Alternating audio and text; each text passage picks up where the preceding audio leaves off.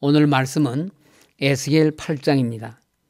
에스겔 8장에서 11장은 에스겔이 하나님으로부터 두 번째로 받은 계시로 우상 숭배로 더럽혀진 예루살렘 성전에 대한 환상이 그 중심을 이루고 있기 때문에 성전 환상으로 불리기도 합니다. 특히 하나님의 임재의 상징이며 유다 왕국의 자랑거리였던 성전에까지 하나님의 심판이 임하는 근본 원인으로 성전에서까지 여러 우상 숭배가 자행되어 있었음을 지적하고 있습니다. 그리고 이러한 성전 환상은 예루살렘 멸망의 가장 큰 원인이 하나님의 성전까지 우상 숭배로 더럽힌 이스라엘 백성들의 우상 숭배에 있다는 것을 보여줌과 동시에 환상 말미에는 하나님의 절대 주권을 통한 회복을 내용으로 하여 소망의 빛을 비춰주고 있습니다. 오늘 본문 에스겔 8장은 에스겔이 환상 중에 하나님의 영에 의하여 예루살렘으로 이동하여 성전 안에서 행하여지던 우상 숭배 장면을 목격한 사실을 기록하고 있습니다. 1절은 하나님께서 에스겔에게 두 번째 환상을 보이신 때와 장소를 말하고 있습니다. 6째 해 6째 달 초다새에 나는 집에 앉았고 유다의 장로들은 내 앞에 앉아 있는데 주 여호와의 권능이 거기에서 내게 내리시기로라고 하였습니다. 에스겔에게 두 번째 환상을 보이신 때는 에스겔이 바벨론의 포로로 잡혀온 지 6년째 되던 해인 주전 592년 6월 5일인 것을 알 수 있습니다.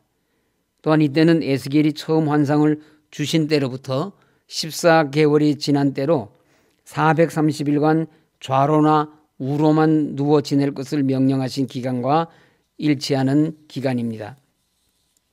에스겔은 40일을 남유다의 죄를 인하여 390일을 북이스라엘의 죄로 인해 모로 누워 있어야만 하였고 그 기간 동안 부정한 불로 구운 떡을 만들어 먹어야만 하였습니다.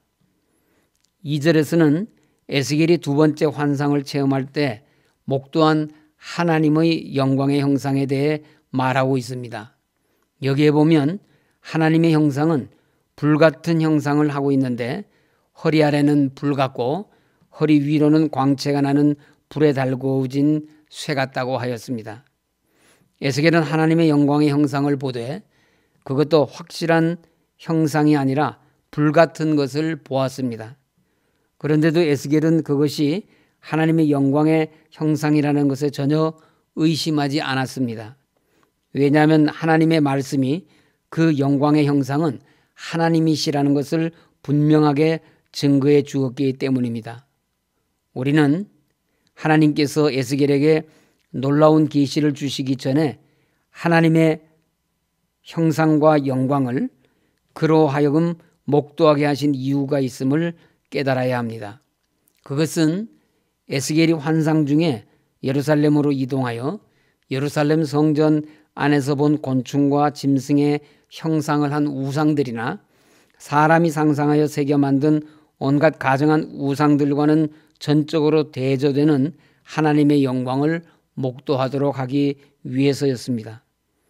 에스겔이 이 우상들을 가정한 것, 추악하고 가치 없는 것으로 여길 수밖에 없었던 것은 이러한 하나님의 영광을 목도했기 때문입니다. 또 하나는 에스겔이 감당하는 사역은 혼자 감당하기에는 너무 무겁고 중차대한 것이었습니다. 또 많은 고난이 뒤따릅니다. 그런데도 사명을 부여받은 에스겔이 끝까지 선지자로서의 사명을 감당할 수 있었던 이유도 바로 하나님께서 영광스럽고 온전하시며 신실하신 분이신 것을 그가 직접 눈으로 보았기 때문에 선지자의 사명을 온전히 감당할 수 있었던 것입니다. 우리에게도 에스겔처럼 하나님께서 허락하신 결코 잊지 말아야 하고 항상 마음에 간직하며 시시로 상기해야 할 사건이 있습니다.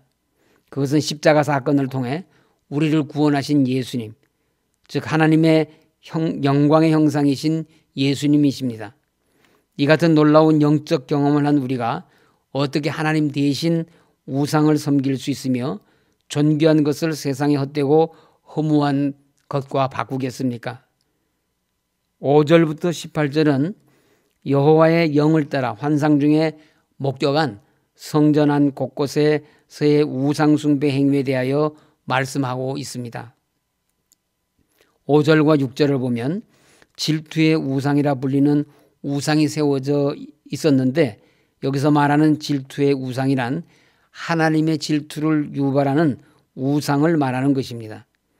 하나님의 질투는 마땅히 하나님께 돌려야 할 영광을 우상에게 돌릴 때 하나님의 거룩하신 성품이 죄에 대한 분노로 표현되는 것입니다. 하나님께서는 피조물인 인간이 우상을 숭배하는 것에 대해 질투하시는 하나님이시라는 것입니다. 하나님께서는 이러한 우상과 성전에 크게 가증한 일, 즉 유다 백성들이 우상 숭배로 인하여 6절에서 그들이 여기에서 크게 가증한 일을 행하여 나로 내 성소를 멀리 떠나게 하느니라 하시며, 우상과 함께 하실 수 없기 때문에 하나님께서 예루살렘과 성전을 버리고 떠나셨던 것입니다. 이것은 우리 성도들에게 중요한 영적 교훈을 줍니다. 성경은 우리 몸이 하나님의 영이 거하시는 하나님의 성전이라고 말씀하셨습니다.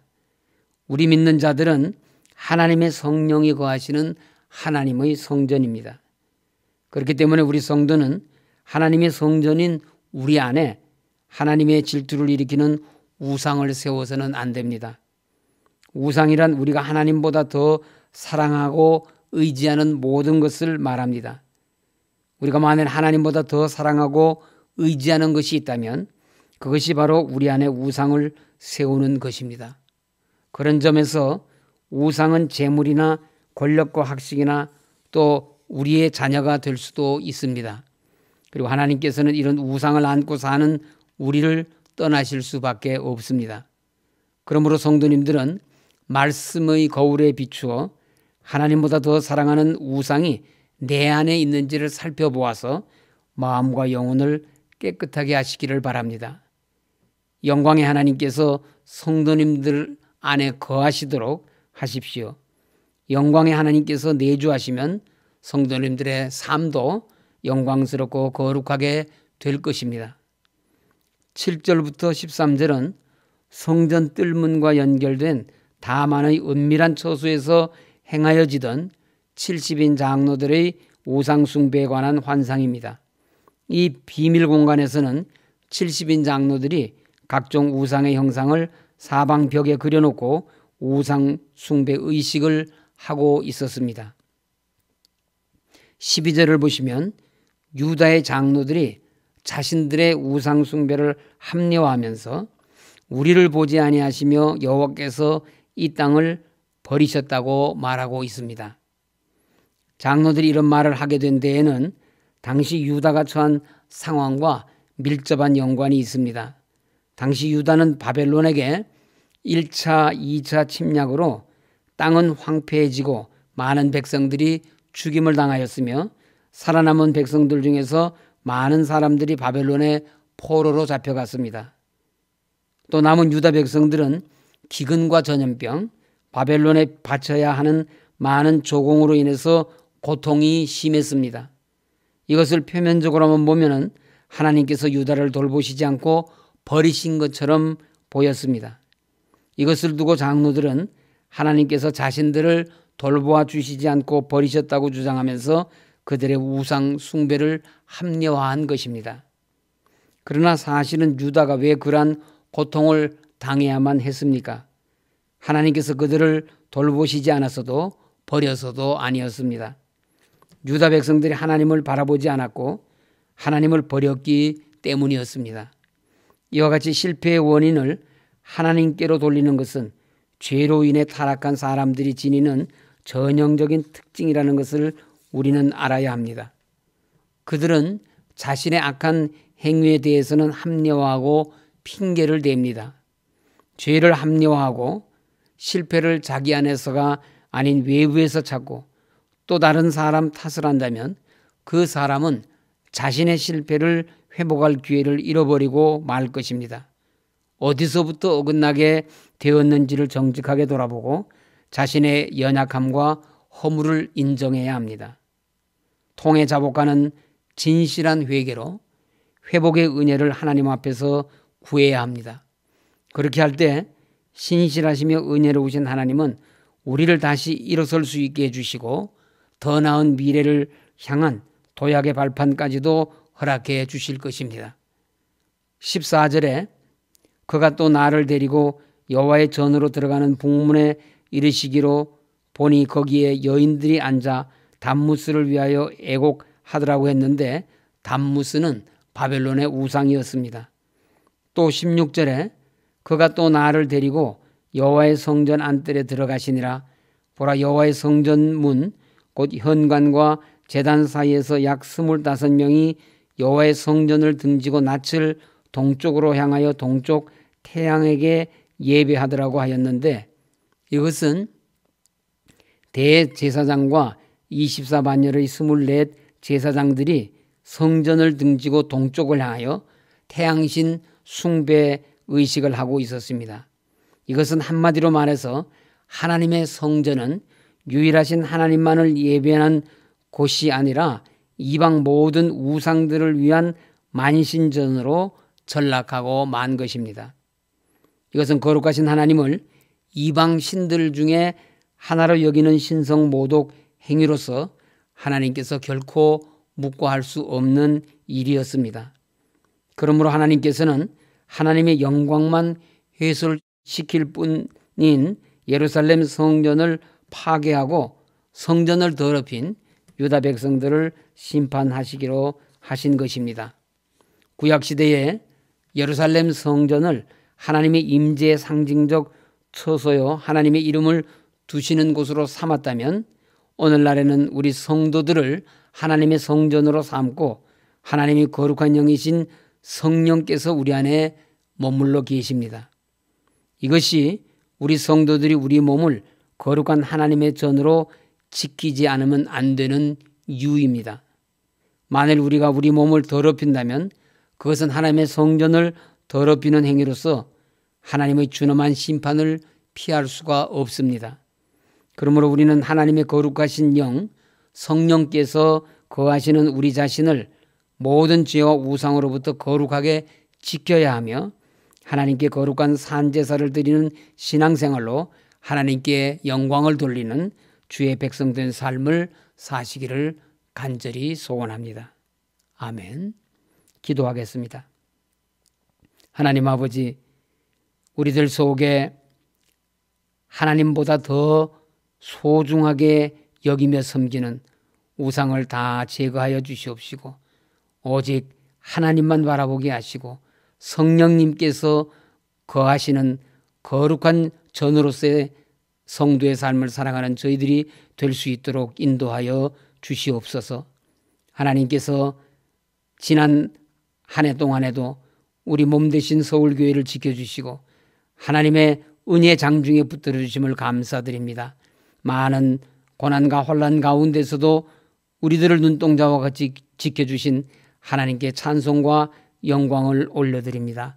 우리 모든 성도들이 항상 성령 충만하게 하시고 주님 안에서 모든 일을 잘 감당할 수 있도록 주님 함께하여 주시옵소서. 우리 흩어져 있는 성도들 어느 곳에 있든지 항상 주님만 바라보며 주님과만 동행하는 모든 성도들 다 될 수 있도록 주님께서 함께하여 주시옵소서. 이 나라와 민족을 하나님 불쌍히 여겨 주시옵시고 나눠져 있는 국론이 하나 되게 하시고 그래서 이 나라를 통해서 복음한 통일조국 이루어지게 하시고 세계를 향하여 복음을 전하는 참으로 복된 나라 될 수 있도록 인도하여 주시옵소서. 코로나19로 고통당하고 있는 우리 모든 국민들 하나님께서 지켜주시고 오늘의 모든 이 어려움을 극복하고 하나님 은혜로 코로나19가 다 소멸되게 하시고 우리들 각자에게 주어진 모든 일들을 통해서 하나님께 영광을 돌려드리는 나라로 세워질 수 있도록 주님께서 함께하여 주시옵소서. 원로 목사님 하나님께서 더욱 강건하게 하시고 마지막까지 하나님께서 맡겨주신 사명 온전히 다 감당하실 수 있도록 주님 역사하여 주시옵소서. 병상에 계시는 많은 환우들 하나님 오늘도 눈동자와 같이 지켜주시고 하나님의 은혜로 건강을 회복하게 하시고 유학 중이며 군복무 중인 자녀들 주님께서 함께하여 주시옵시고 입시와 취업을 위해서 결혼을 위해서 또 모든 우리들의 각 가정의 제목을 따라서 구하는 기도를 우리 하나님께서 들으시고 응답하여 주시옵소서. 주님께서 함께하여 주심을 감사하며 예수님 이름으로 기도드립니다. 아멘. 하늘에 계신 우리 아버지, 아버지의 이름을 거룩하게 하시며 아버지의 나라가 오게 하시며 아버지의 뜻이 하늘에서와 같이 땅에서도 이루어지게 하소서. 오늘 우리에게 일용할 양식을 주시고 우리가 우리에게 잘못한 사람을 용서하여 준 것 같이 우리 죄를 용서하여 주시고 우리를 시험에 빠지지 않게 하시고 악에서 구하소서. 나라와 권능과 영광이 영원히 아버지의 것입니다. 아멘.